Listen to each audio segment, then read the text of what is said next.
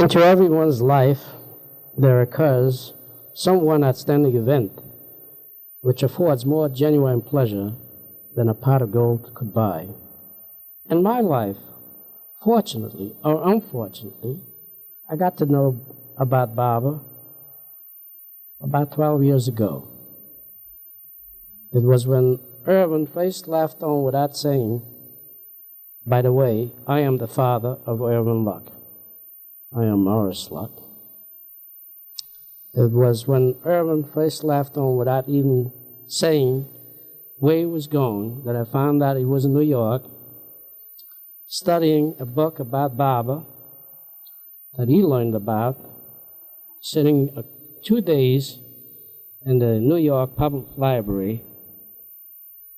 And it was later on that we found out that this was his great interest in his life, Baba.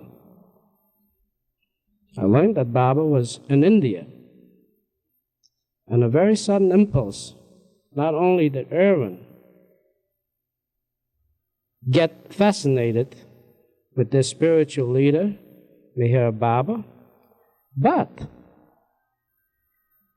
he decided immediately that he was going to take a trip to India. Well, at first I thought, what is this monstrous thing? And who is this Baba? And where I learned also from my wife, whom I requested of to find out how many religions there are in India. And she told me there count approximately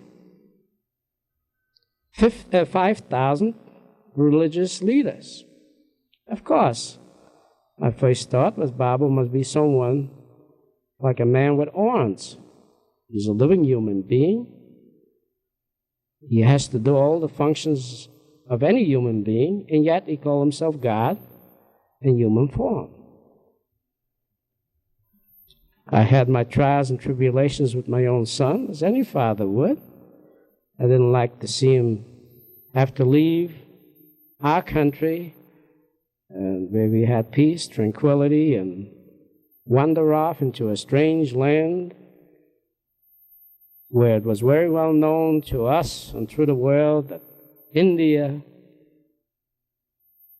has its share of poverty, disease, sickness, hunger. And yet, this young man, who had a place with his father, a good position, a good future, a prosperous one, was going to devote his life to this spiritual leader, namely MeherBaba.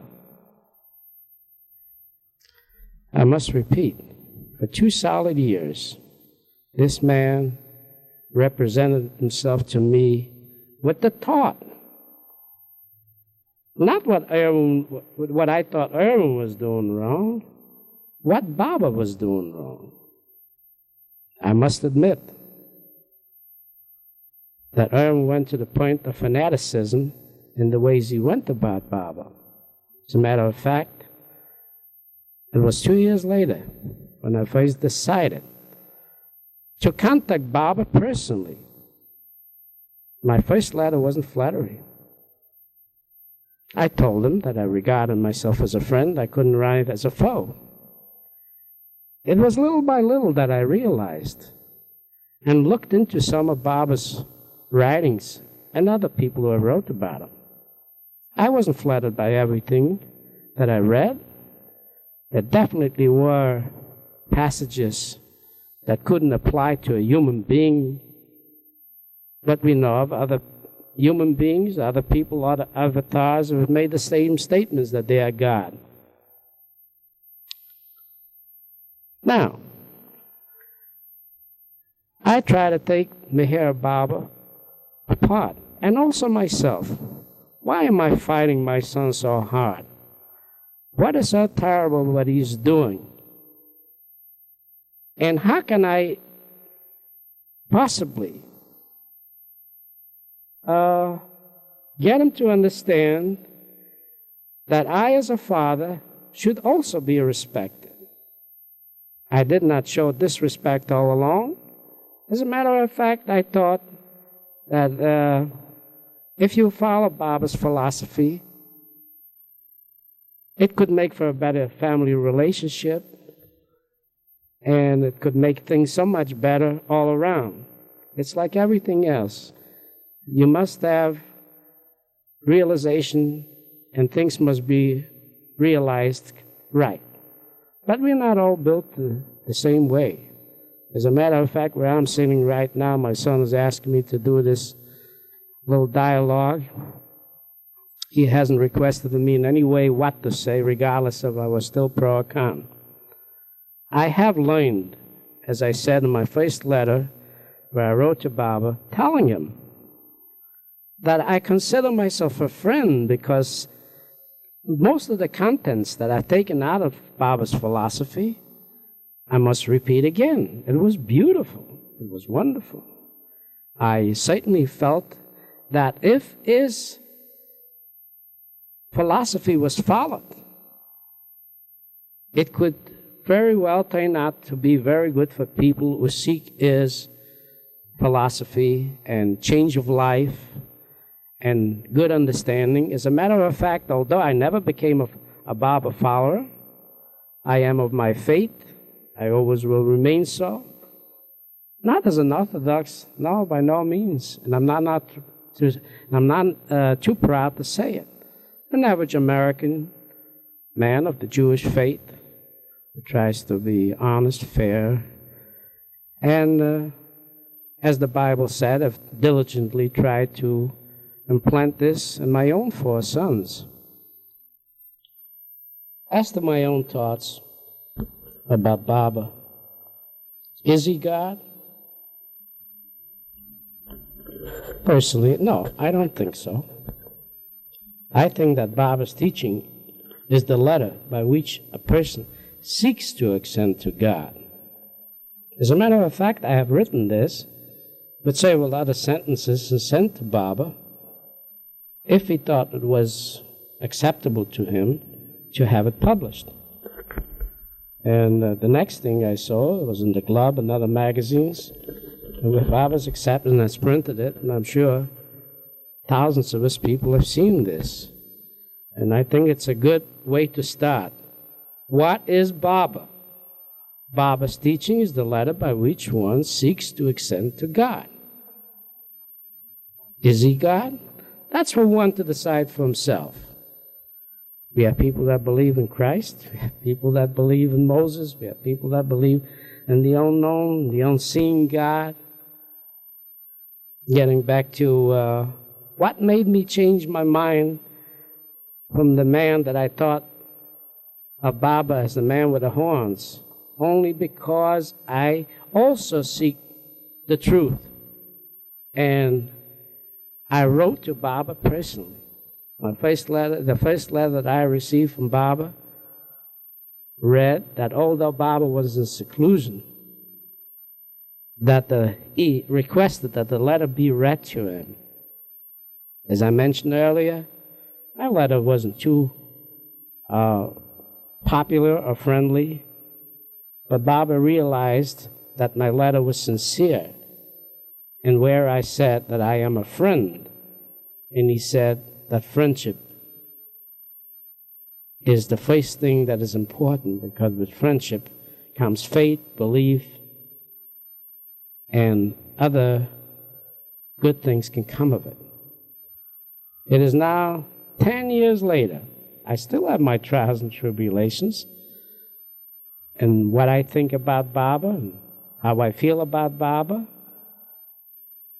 But of course, this stems from my personal relationship with my son Irwin, and where his strength in Baba lies so strong that I sometimes just feel that it goes beyond calling, to the extent where it is almost a fanaticism. But that is his right and his feeling. He gave up a great deal in the business world and his personal gain. He has made 5 trips to India. He's a man that I would call, should have been a father by now. But he has his way of doing things his way, and I just decided the best thing to do is to go along with him.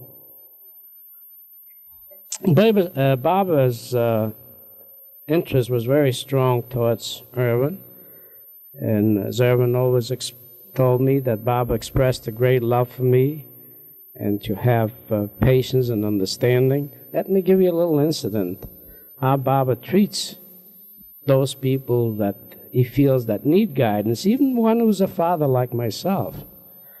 I had strong trials and tribulations with Irwin, and where he once had a scarf that Barbara personally gave him. And I got mad, got together a few of his things, and just threw it out of the window. Irwin wrote to Barbara with great pain because Barbara personally gave him this gift, the scarf. And in the letter that I have before me, where Irwin made up a book of letters, Barbara states in the letter to him, "Do not mourn the loss of the scarf. Materials things can be replaced, but continue with your love towards your father." And when I read that, it just thrilled me to see that Barbara only thought of the human traits of people, how to best behave, and to have consideration, humility, and love, and that material things can be replaced. The tender personal letters from MeherBabaLibrary to me, and the sentences that you heard me speak of, and the beautiful instructions that I've read generally to Irwin and other of Baba's disciples, I could not at any time feel other than my own acceptance of Baba by way of his philosophy and his friendship. I was most hurt when I first read a little passage in the Miami Herald that Baba has passed down. And immediately I thought, what can I offer by way of my own thoughts in regards to Baba? And I decided that I was going to write something in a little poem to honor Baba's passing, and maybe others would be interested what a friend of Baba's would have to say. Here I just picked up a little plaque that my son Irwin, in appreciation to me of this beautiful and tender poem that he feels it is, and here's what I had to say. MeherBabaLibrary is my friend, a man who follows in the path of a master is never lonely, for he lives in the guiding light of love. Never shall he fear when the master is near. To me, MeherBabaLibrary is my friend.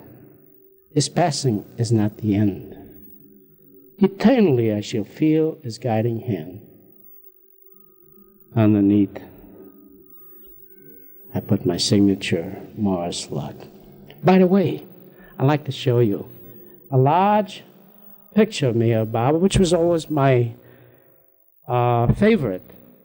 Although I'm of the Jewish faith, I like to think that he was also my father because he comes from our faith, namely MeherBabaLibrary. He looks Christ-like, so spiritual, so beautiful, tranquil. And this is my favorite picture. I always posted this. Also posted this on this plaque. And of course, Irwin was most happy about this whole thing. And he thought he'd like to give it to me in turn by way of this beautiful plaque. and a little note that he wrote, which is in yellow on my left. And it says, "My dear Dad." By the way, it was written by him January 31st, 1970. I can think of no better gift to give you. Those beautiful words composed by you 1 year ago, when your beloved friend, MeherBaba, left his body. May these words live forever. Your loving son, Irwin. I must say, I think I was more pleased by this little note than maybe he was by my plaque, but I think it works both ways. And there is where my friendship spells practically everything of my feelings towards Baba. If I can only get Irwin to work with me, I would really love to build some sort of, not a monument, but some kind of a rest place where people can come in. Maybe something like a spiritual building such as Baha'i has in different places. I understand one in Israel, Chicago, and others. But people of all faiths can just come in and take solace in Baba's philosophy. I feel that our next generation would be a lot better off. It took me a long time to learn, and I think I have learned something. Thank you, Irwin. I would just like to add this. Some long time ago, I asked you, where do you know? Where are you going? What do you accomplish? Assuming one wants to become a priest, a nun, a rabbi, or some other spiritual leader, they go to college, they graduate, they know what they are, they know where they're going. In your case, I ask you, Irwin, where are you going? When will you know when you have reached your goal? And you said to me something that sounded to me very beautiful. You said, Dad, first you must be God realized. When you are God realized, you then become one with God. Always you express your love and thoughts, God, God, God. And I just said to myself, me, a lowly little man, as a son, as I said before, who's given up so much of the material things to serve God. And if you continue living in tradition, and the tradition of these feelings, I can tell you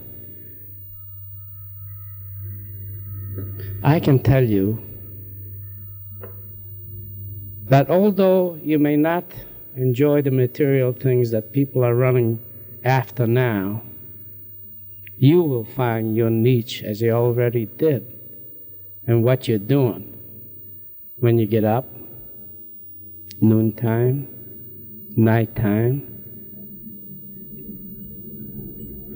the countless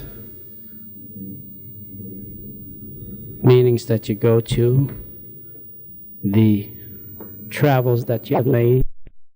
As I said before, I don't know if it is known to many of Baba's disciples, or most of them, that Baba has made, Irwin has made 5 trips to India.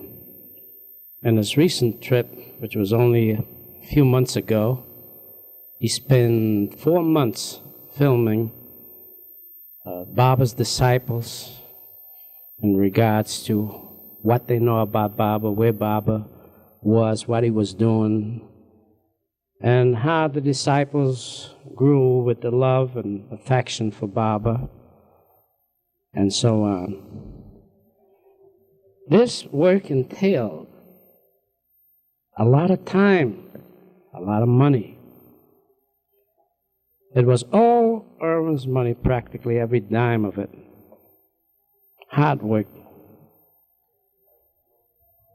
I personally feel, I'm not asking for making an appeal, but I would like to say this, that I know that Baba has many lovers throughout the world, especially in the United States, who, if they love Baba so much, would be honored to participate in any way at all in the finances of finishing the works of all these films and television work, which will be monumental for years to come.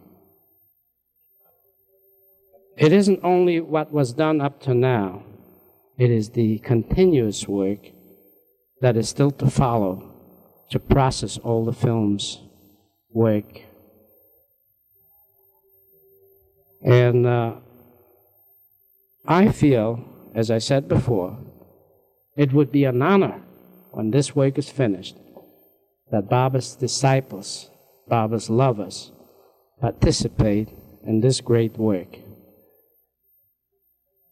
And that is about all that I have to say. It is impossible for one individual alone to do so much. We must help Irwin do this work in a way that it can be finished just as soon as possible. The segment of this feature that you're going to see and listen to would be absolutely useless unless you are shown a prior film to what I'm going to have to say now. In the last film, I explained my feelings towards Baba. And from the very outset, I said I wasn't a disciple of Baba, but I learned to be a friend of Baba's, and Baba in turn turned to friendship to me. With this understanding, I think a great feeling of love and understanding grew between us. I was just asked of an incident that occurred to record this on film. To a lot of people, it may sound absolutely ridiculous, because how can you see someone who has passed on? But a friend of Irwin's and the family has just walked in,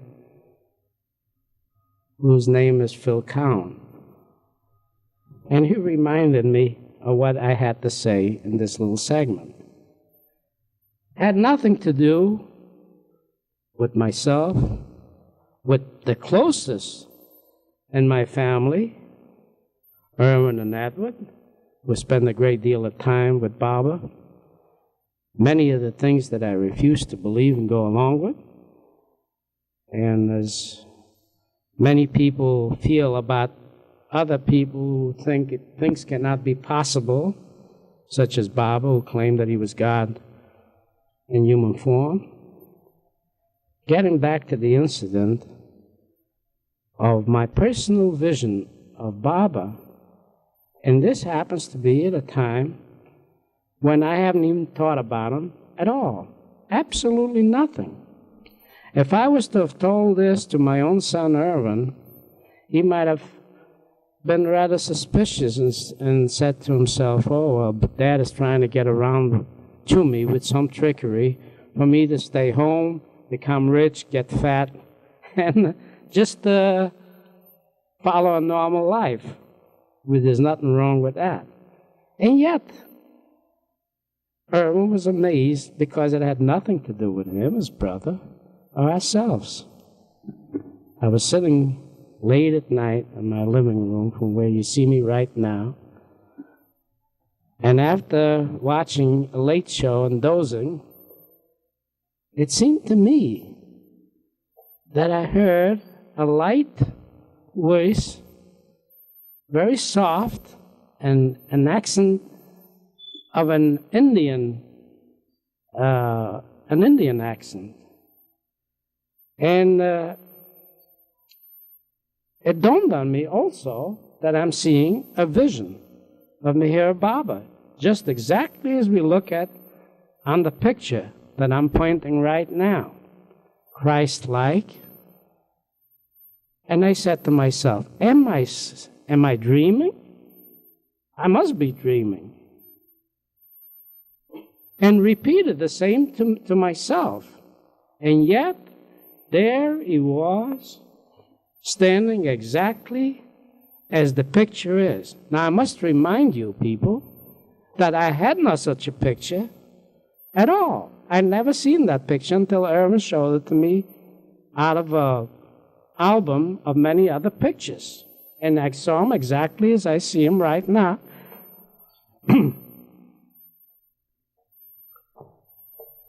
And what Baba said to me was entirely different than I would expect. He requested of me to give a personal message to Phil. It had to do with contents which I don't care to reveal here because I don't want to embarrass him, and there was nothing actually to be embarrassed about. You are now looking at Phil Cowan, very nice young man, not too much of a strong disciple of Baba, but he has followed many of the things in the message that was given to him. And I am yet looking forward that the balance of Baba's message will occur. It nearly and almost occurred, but probably it was not yet to be. In another case, it was another of Baba's disciple, and where he was a strong addict of dope, who had a beautiful girlfriend who loved him so, that regardless of his entire makeup, and even being nasty to her and other people, I've seen him a couple of times in my house. I paid no attention to him. He used to come in barefoot 30 feet, and I always wished that he wouldn't come into the house. However, I got to talk to him, and I said, well, how can you reach anybody? I have 4 sons. Suppose one of them was my own. And then I began to talk to him, and I heard a soft voice. He was listening, and that was the beauty part. See, he was listening. He mellowed. One day he called me on the phone, and he said to me, Mr. Luck, could I come over to see you? I know that you're busy in your office. Could you give me a few minutes? Because at the time when you stopped me when I was about to walk up the stairs to see Irwin, I stopped there, and you spoke to me so beautifully, so nice, like a father. And at the same time, when I called you, I asked you, may I call you Father? Although it was very hard for me to follow the instructions, I've tried hard. Most of the instructions I carried out, but since I'm only human, this is what this young man told me. I don't particularly care to mention his name right now for the purpose of not to embarrass him. Phil is here. He allowed me. He hasn't stopped me when I mentioned the message to him. Therefore, I will not mention the name of the other young man since he's not here. Most likely he wouldn't mind at all. I think his life has improved tremendously. I consider myself a realist. I'm a successful businessman, father, husband, and I've never done anything where I would look even at others with the feeling of believing mysticism. However, the little story that I began with the vision of Baba, has definitely occurred to me. And in order to check myself, there were 2 of Baba's closest disciples. And who were their names, Irwin? Hari and Merji. We sat in the very same living room where we were filming this segment.